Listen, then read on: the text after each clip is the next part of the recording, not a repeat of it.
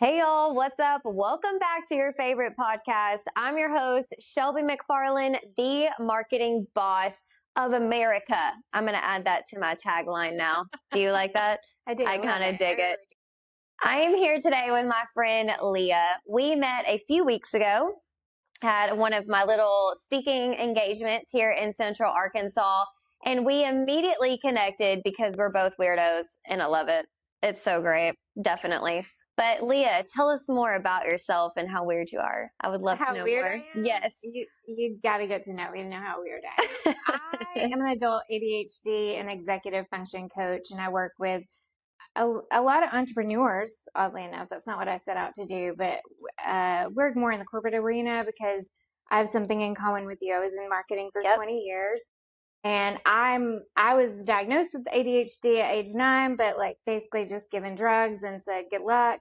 So didn't really know much about it. And I left corporate America in 2023 after getting not after, but upon getting diagnosed with the autoimmune disease and needed to de-stress and take a break. And I had wanted to be a coach for about 15 years and moved back to Arkansas from Chicago and thought that wasn't possible.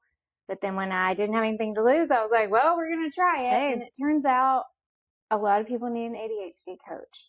So I wanted to talk to you today because a lot of my clients they are entrepreneurs and they're at a point where they've either got to stop taking clients. Yep.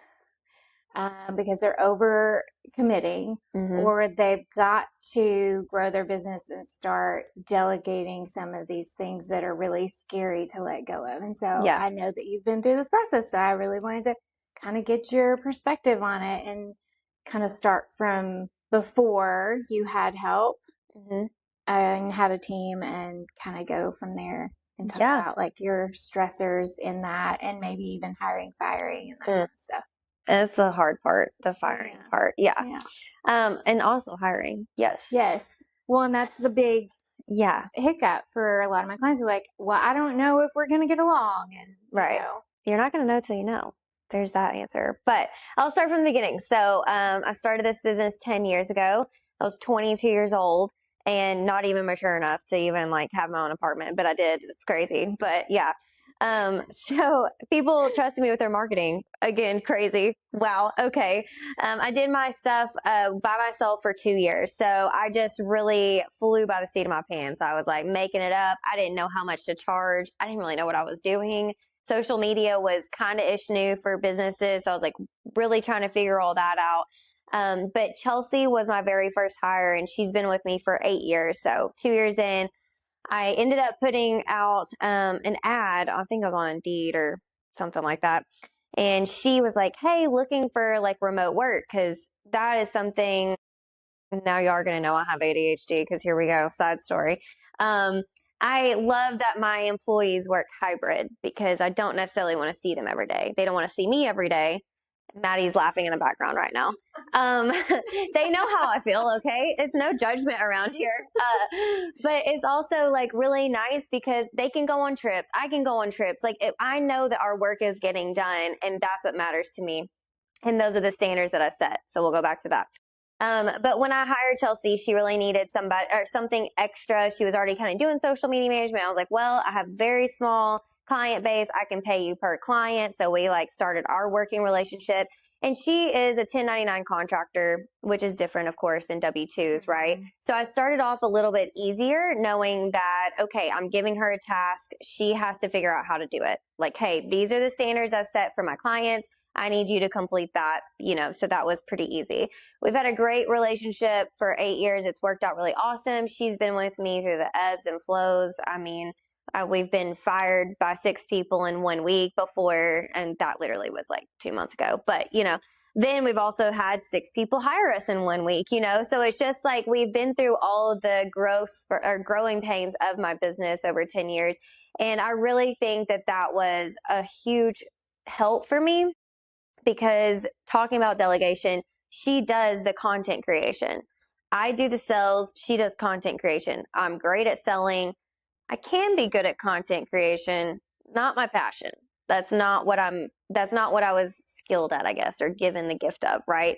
I can sell a freaking blind man a TV though. You know what I'm saying? So I can do that, Yeah. but I can't really do the content creation that doesn't really give me energy. Chelsea hates being around people. There you go. She hates being around people. She doesn't like to do the sales. She doesn't like to have communication with clients. And that's really the part where we help each other. I'm going to send this interview directly to one of my clients. There you go. Yeah, because you have to find what gives you energy. Right. And this is what we talk about in coaching Yep. a lot. And this person's highly creative, good at sales. Yeah. And she does not want to do the really, I mean, it's not just that she doesn't want to do it. It bottlenecks her business, the very highly technical solo work. Yep. She doesn't think anyone would want to do that. But there's people out there skilled to do it, So, and they love doing that stuff. Did you ever have that internal talk of, oh God, like, when you set out to find someone, what was your did you have a breaking point, or, and did you interview several people? Yeah. So my breaking point was I was spending too much time creating content where I couldn't take on more clients. So exactly what you said at the very beginning. I was going to have to slow my business down. Yeah. But I wanted to keep going. I wanted to keep getting bigger and better, you know, and I wanted more clients, but I couldn't do it because I was bottlenecked, because I was doing the admin, I was doing the freaking proposals, I was doing sales, I was doing the content. And then people started going, well, how are you doing all this yourself? Like, how are you actually, if you're so busy, do you need another client?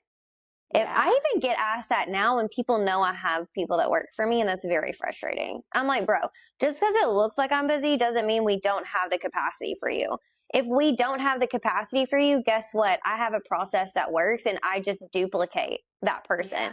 If Chelsea gets tabbed out, which would be very impossible, she's incredible what she does. If she gets tabbed out, we already have a process in place where we're going to have someone underneath her, and she can train them up and give them tasks that she doesn't want to do. There you go. Yeah. So you've created that kind of an SOP. Absolutely. And did you do that first, or did you? Oh God, no. No. Because that's another thing they get hung up with is I have to know exactly what they're going to do. Mm-hmm. Well, no, because you're just going to meet someone. You're going to know if your energies match. You're going to have to, neurodivergent people are really good at having that sense.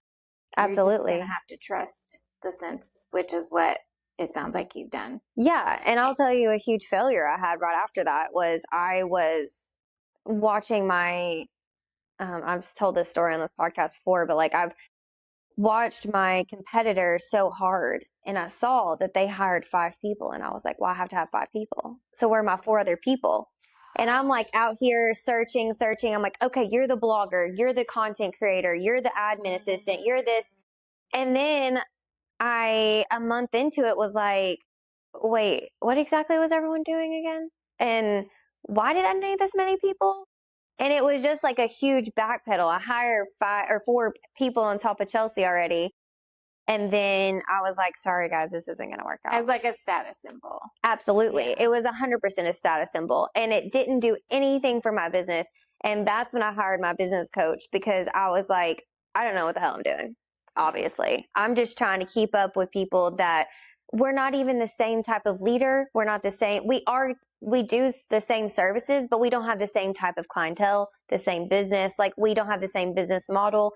And so I was just trying to find something that was working for someone else rather than figuring out what works for me. Less is more. Absolutely. And ever since then, like COVID was like the next year or the year after that. And then I was like, okay, I had my baby.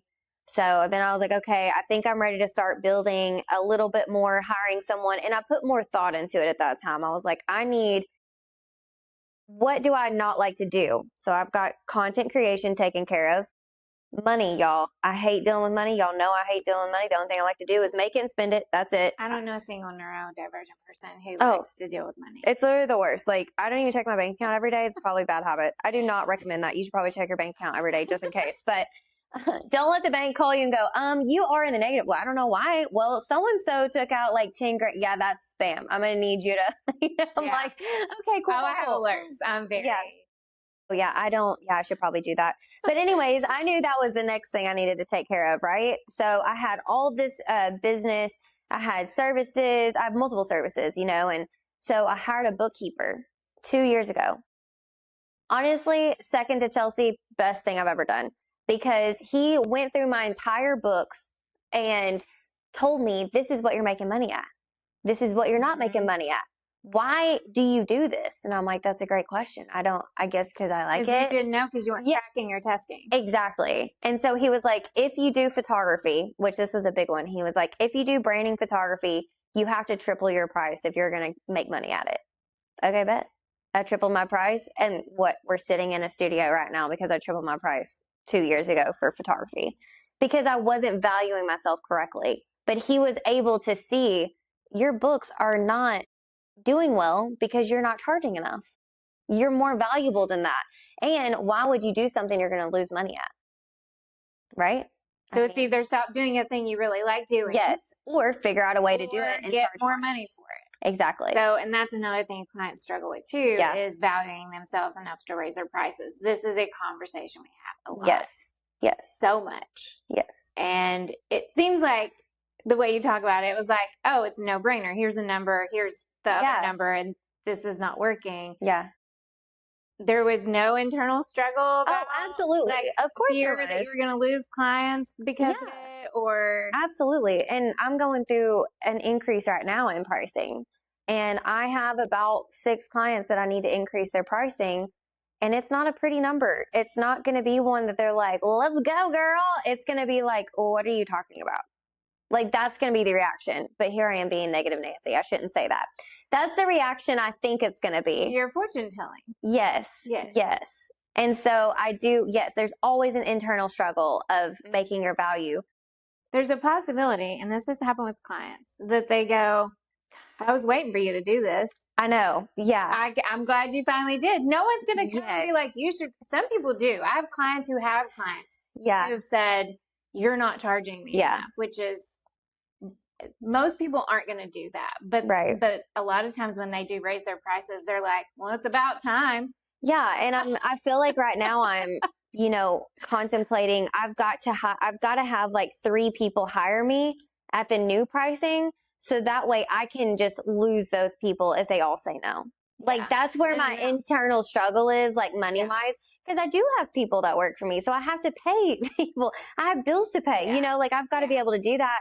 Am I making it by? Yeah. But at the same time, we all have to make more money. Like I've got to make sure that we're all taken care of and my business is making money. My business is healthy. I mean, that's really where I'm at 10 years later. It's not just, is Shelby healthy? Is the business healthy? You know?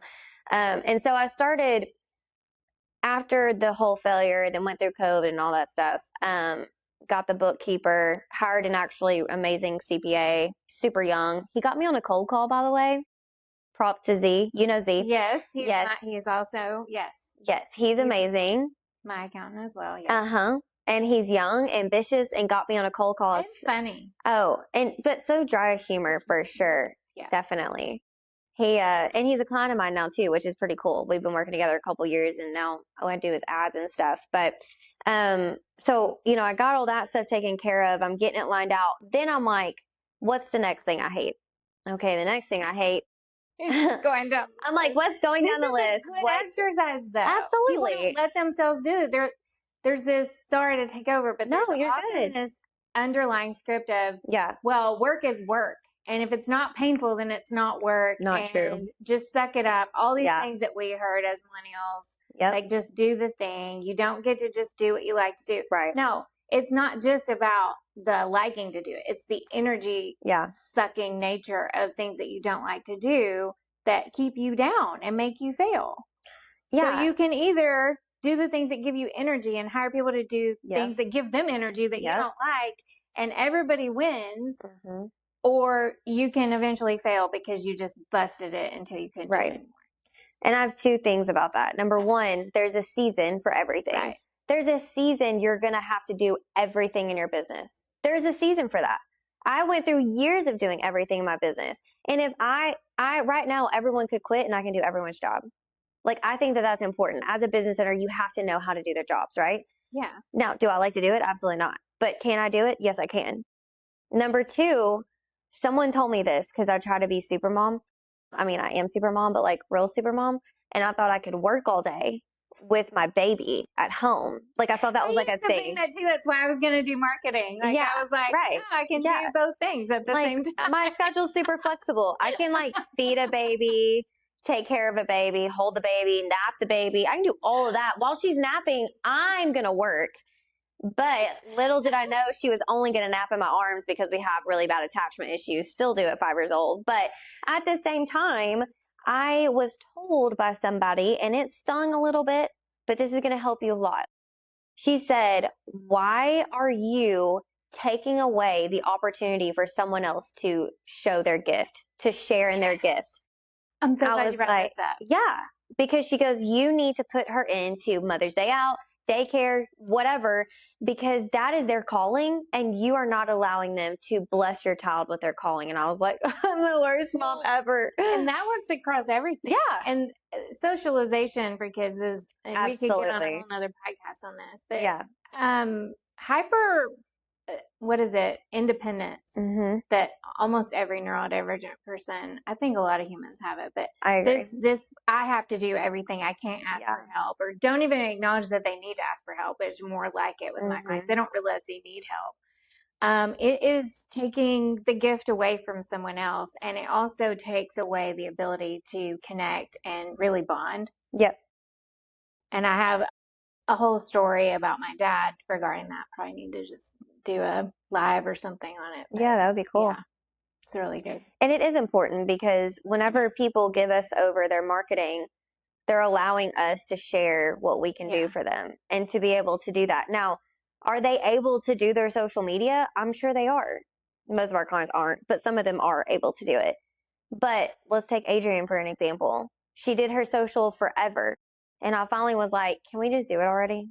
I mean, it's not like I'm her best friend or anything, Adrienne.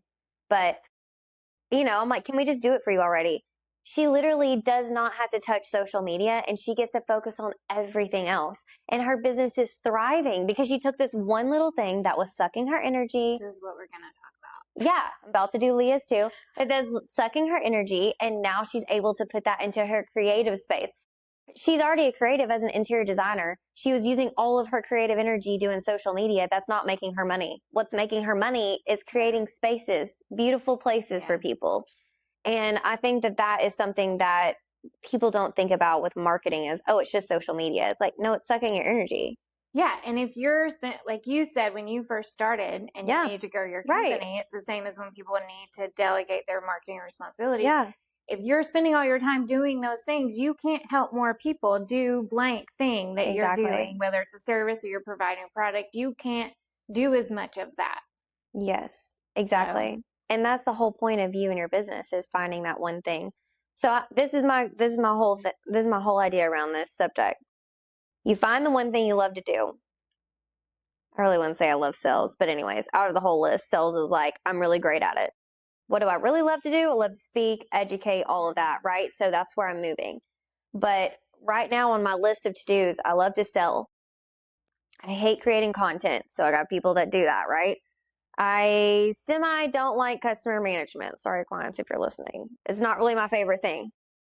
I will do it, and I am here for them. But we have people like Maddie, who's fantastic at it. She's so much nicer than me over email. She really is. There's two types of salespeople. What? There's a hunter and there's a farmer. You're a hunter. Oh, yes. I like account management. Oh, God, no. Definitely not. No.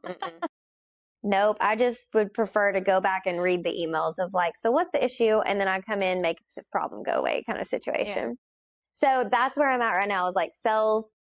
And then I fill in the roles of everything else. Now that's my next role that I need to fill in my business is a sales role. I would love that and get rid of that.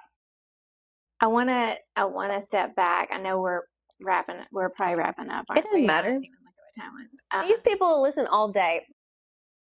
They're like, actually, we're fast forwarding this. So one of the bigger concerns too is, okay, I've decided I'm in enough pain doing all the things and I don't want to stop taking in clients, but also how do I pay for this person? Yes. Also, if I do bring someone on and I make the wrong decision and they suck, like all these things go through their minds. How do you get over that hump?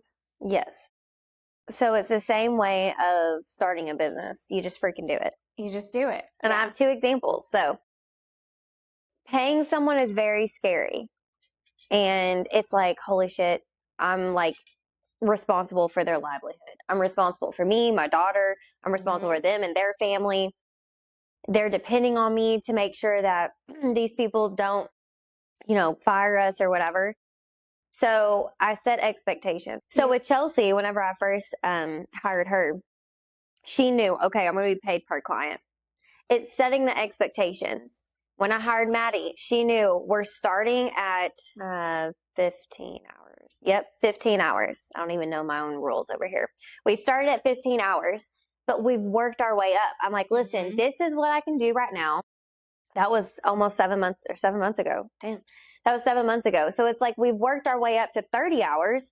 And I told her by the end of the year, I'm going to get you full time. But you have to find the people that are like, you know what? I support you. I understand this is an opportunity. I understand that this is all you can do now, but what the future holds. Now, if she was still at 15 hours, 7 months in, she'd be like, come on, bro. I mean, like, what's going on, right? I would understand that too. Like, you know what? You're right. We've gone through, increases, decreases.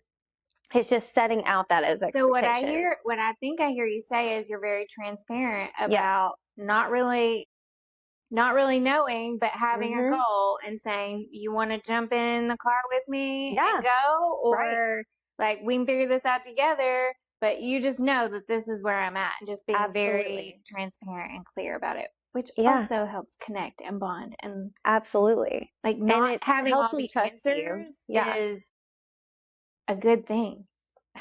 And it helps them trust like me and what I tell them, because every week we have our meeting and I'm like, well, we got fired by this person this week, or hey, we've got hired by this person this week. I am not out here going, oh, we're doing okay. Oh, we're doing fine. No, every employee should understand the ins and outs of your business to a point, right? But they need to understand that if my energy shifted, it's because I'm kind of in hustle mode. So if I'm in hustle mode, you got to get behind me and like, we got to do this together. And that it has nothing to do with them. Absolutely. Because that's a common misconception. Absolutely. Especially when you're reading, you have great pattern recognition. Yes. You recognize there's a shift in energy and you don't know what it is. So of course it's me. Of course it's your problem. Yes. It's my fault. Yes. Like I did something wrong. Yeah. And as a neurodivergent leader, I am like really bad at just being like straight to the point. Like I get there, I say the thing, but they know what's up. I mean, it just is what it is. Sometimes I'm like, you know what? I was kind of a bitch. That was my bad. I shouldn't have said it that way. You know what? I did actually forget to do that. You're totally right. I left for 10 days and Maddie literally had to message me, hey, you said you put this on the calendar. I was like, I did. She's like, nah, you didn't. And I'm like, you're right. I did not do that. We're going to do that Monday when I get back. I didn't do that. Instead of saying, no, and like acting like you have all the answers. Absolutely. So I hope my clients who are watching this podcast get that you don't have to have all the answers. Like they often just want to run into a situation knowing everything that could or will happen, and that's impossible. And my favorite quote is by Rumi: when you walk on the way appears. That is how life works.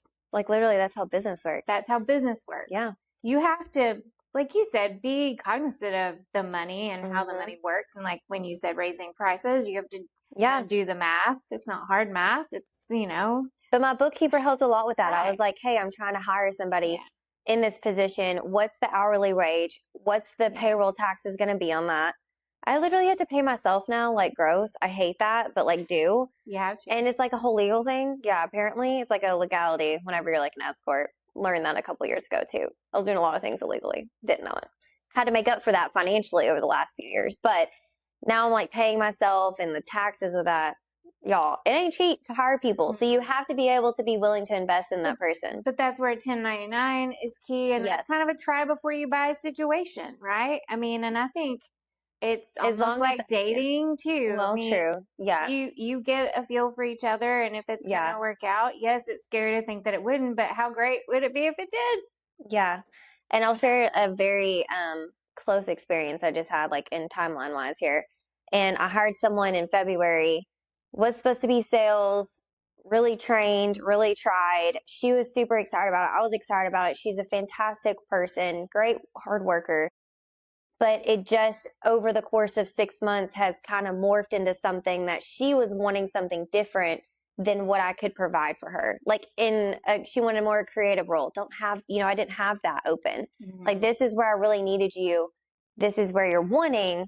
I will gladly write you a recommendation to somebody else, and it was so hard because I felt like I had failed as a leader because I'm trying to invest, and I'm that way in like relationships. Like, I will hold on to a freaking relationship probably way past its time because I'm like, bro, I am so invested in this. And when you're financially invested, your energy invested, time invested into someone, I don't want to see her fail ever. And I felt like I was not doing enough. And that's just me as a person. So there's lots of different leaders out there that could give two shits about their people, which not a great leader, but it is a concern that you take someone on and it doesn't work out and then you feel like a failure. Absolutely. And I think it's okay that I felt like a failure because it means I'm not like a cold-hearted bitch that I thought I was. So that's really great. But also at the same time, I had to be like, okay, this is not working out, and like, what resources can I give her? What connections can I give her moving forward so that way she can thrive in the area that she's wanting? And often and this happened too, you think that this person doesn't know it's coming. Right. Yes. I was like so nervous. Dude, she knows. I was so nervous.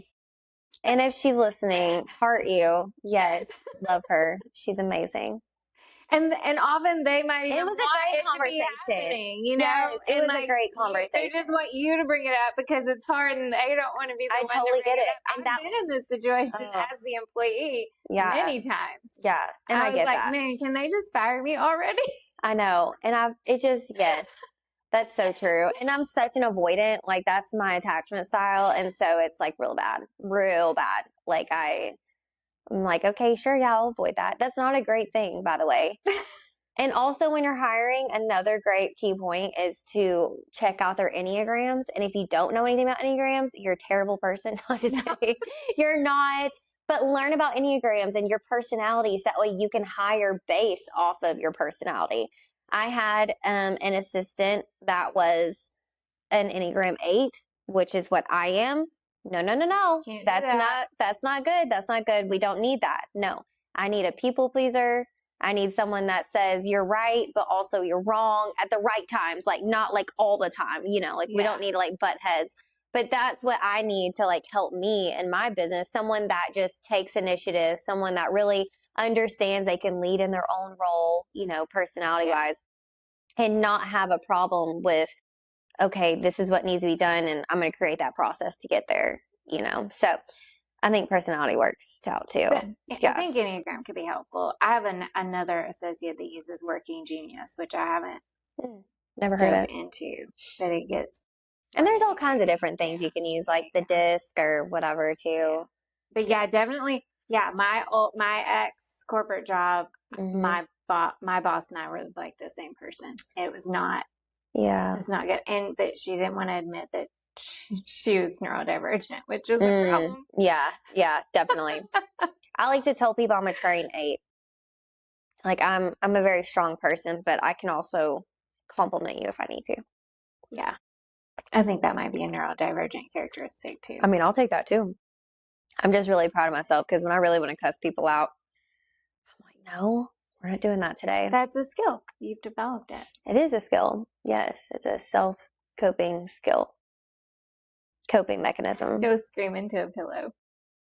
I'll just call my boyfriend and yell at him. I don't think I have any more questions. Thank you for sharing. Absolutely. Story. Yes. I'm hoping that it helps some of my clients and maybe even some. Yeah.